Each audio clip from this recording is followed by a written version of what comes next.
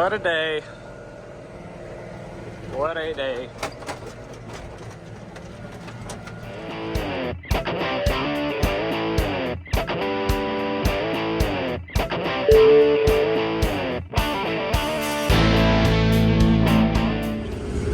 Hopefully today is going to be our second to last day of cutting soybeans.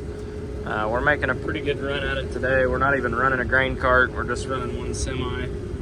We're fairly close to the farm, and it's a bunch of patches here on the state ground. It's just not worth moving around any more equipment than we have to.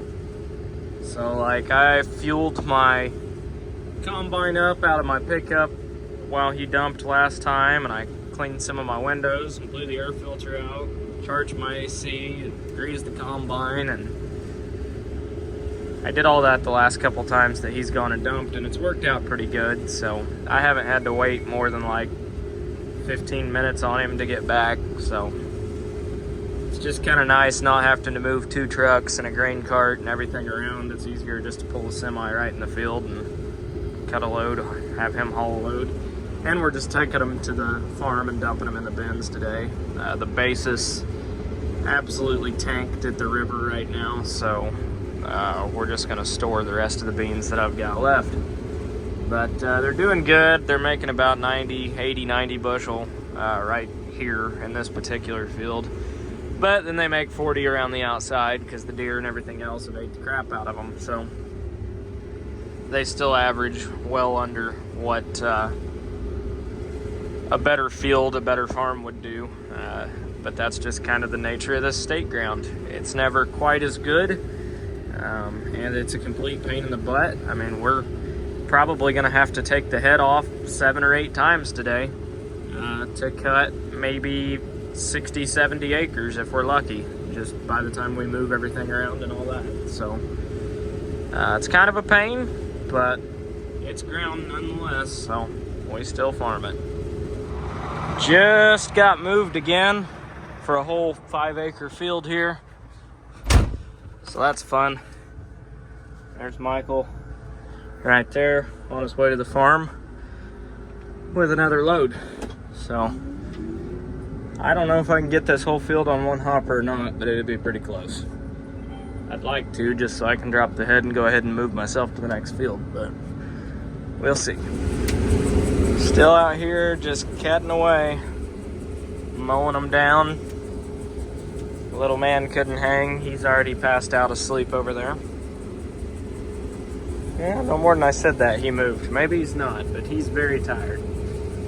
But he's been riding for a while. Beans are doing all right. We're moving from patch to patch. This particular field is 1, 2, 3, 4, 5, 6, 7 passes wide, and that's it. So, big fields, real big fields. Visibility is, it's great tonight. I can see so much, but the beans are good.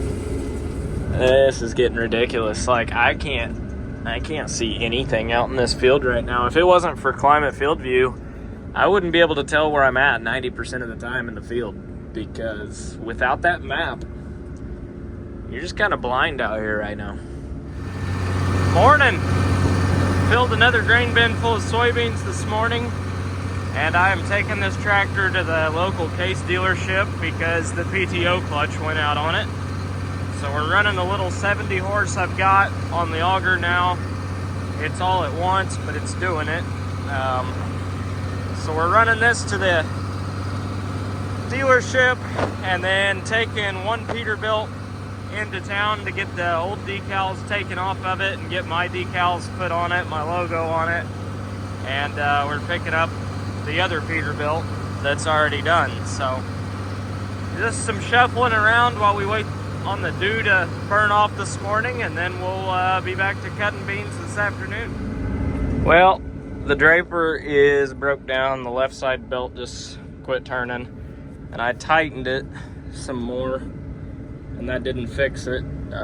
So I'm fairly certain, I've had this happen before, but there's a little drive motor in there, and I'm pretty sure that the spline shaft that's in that drive motor let go. The splines wear off of them in that roller and it quits turning. So I'm fairly certain that's what happened, because I kicked the head on and stood on the feeder house for a second before it kicked itself out, because it's got a safety, and it wasn't turning at all. The roller wasn't turning. So unfortunately, I'd say that's all the beans we'll cut today. We got about 100% chance of rain tomorrow, so I'm probably just gonna take the bean head totally off and we'll switch to corn. And we're right here by the farm anyways, so we'll just shell corn the rest of the day instead of killing a day working on something when we could just work on it on a rainy day. So back to white corn we go, I guess. And this right here is why we always keep a disc hooked up when it gets super dry. The neighbors over here have quite the little field fire going right now. They're already over here with a Kraus accelerator, but I don't know if that'll move. Shit. There's a ditch. We just drifted the shit out of a tractor and all got it on video even. But I don't know how much dirt that Kraus will move. Michael's on his way with our real disc, and I know for sure that this will put out fire. The disc will. But I don't know if these vertical tills move enough dirt to put out a fire or not. We're about to find out. Well, here we go. I think we've got at least 3 tractors out here now. I know there's more people on the way. Michael's right behind me somewhere. But I think it's contained. I have no idea what started it, because there's no piece of equipment sitting in the middle. And I really figured there would be. There's Michael. I'm just trying to make sure we don't hit each other. I can't see anything. Well, this old disc may be ragged out, but it served its purpose here. Pretty well got it out. Well, it's all out. It only ended up burning about 1.5 acres, but luckily 3 tractors showed up like 5 minutes after it started. But it's dry as a bone right now, and there's like a 20-mile-an-hour wind out of the west, so when you're in a dry cornfield, it gets real big real quick. But there was 3 tractors within a half mile. They had 1, and then we brought 2, and we got it out pretty quick. Fire department got here pretty quick. There's still a couple spots lighting up here and there, but I'd say they pretty well got it handled. So a little bit of excitement for the day. Now we're gonna go get the corn head and start shelling corn and try not to do the same thing today.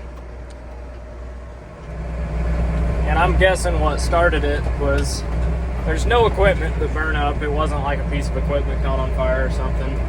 But the neighbor was spreading turkey litter, and turkey litter, when it's piled up like that, it's kind of like wet hay. It'll get hot spots in it. And I'd say that's what happened, and as they spread it, it got oxygen to it. It lit on fire. So, not a huge deal. It happens. But could have been a lot worse if there wasn't guys with tillage tractors around.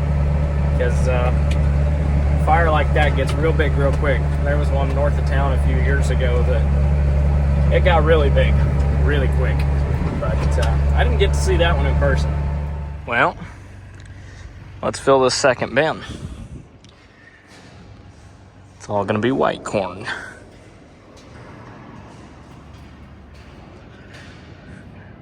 That sump is wide open. And I'm glad I caught that. It's kind of bittersweet because they'll never be this clean again. But I paid way too much money not to use them. Got the AGI cables in as well. Every one of those is a sensor. So yeah, get ready to fill it. A Dodge Dually with a Draper head and a 9240 just turned right in front of me, so I guess if he needs to shell corn too, we've got him. We're pulling the corn head home so we can get started on the corn around the farm. Got the auger set. Fire's put out.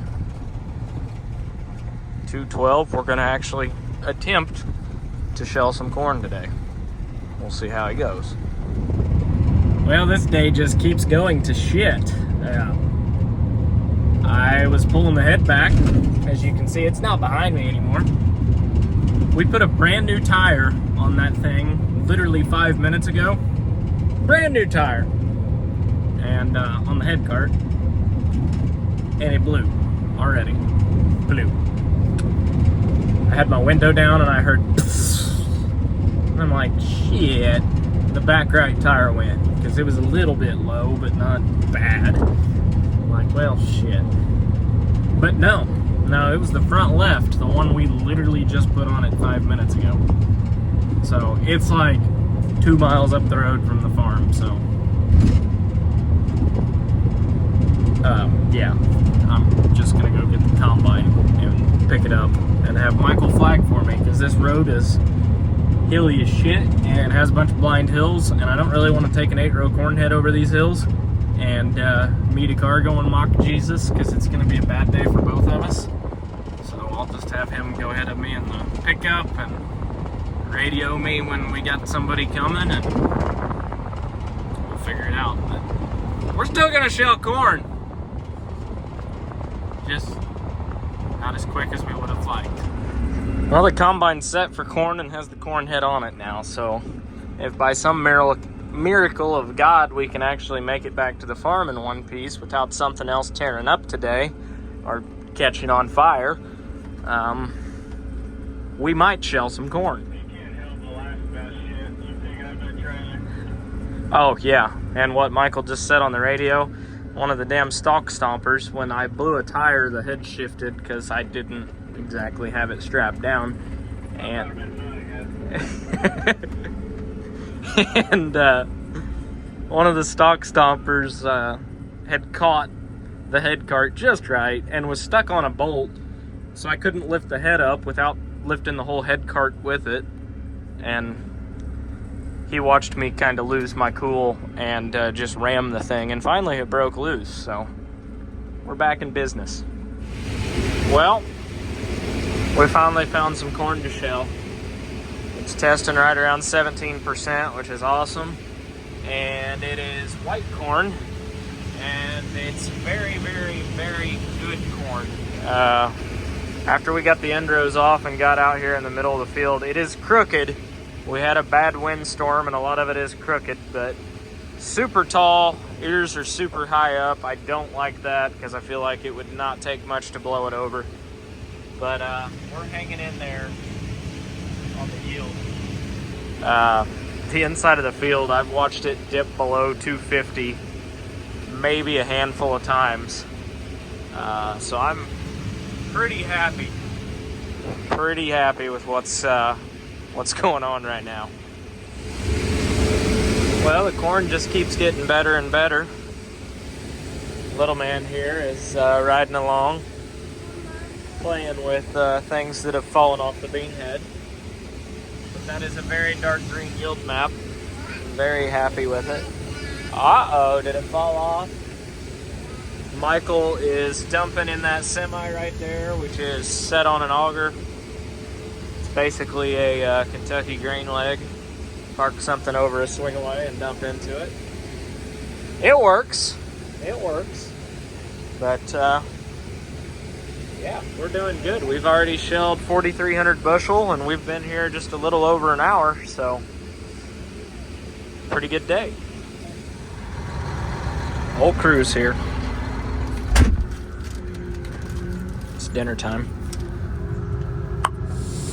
So what we've been doing all evening long is just letting corn trickle into the swing away, running the tractor about a third of the throttle, about half throttle, so, and just trickling it into the bin. That's worked really well until the corn head decided not to cooperate. I'd say we would have shelled another 30 acres or so tonight, but not looking like that's gonna happen. I don't know, I haven't got to look at it yet, but I'm gonna pull it up to the shop here and give it a look. We have had just a lot go wrong today.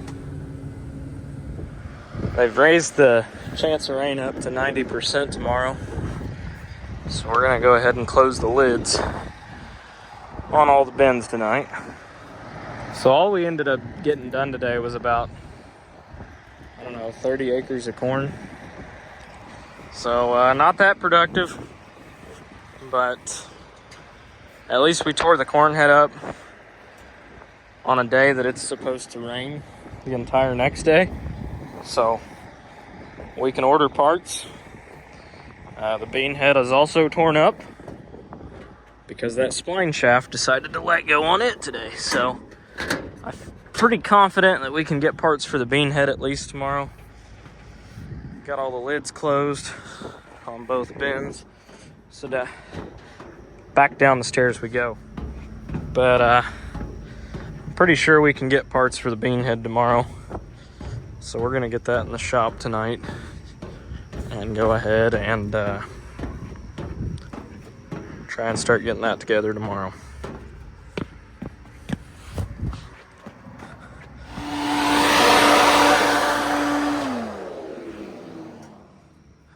Don't need that running if it's gonna rain. There's only like, I don't know, maybe 2,000 bushel in there, probably 1,500. It's the corn that I got bored and just got antsy and felt the need to run a combine. It was still entirely too wet, but we got it. Get up here, close my lids. This bin roof almost needs painted again. But a little bit of white corn in there.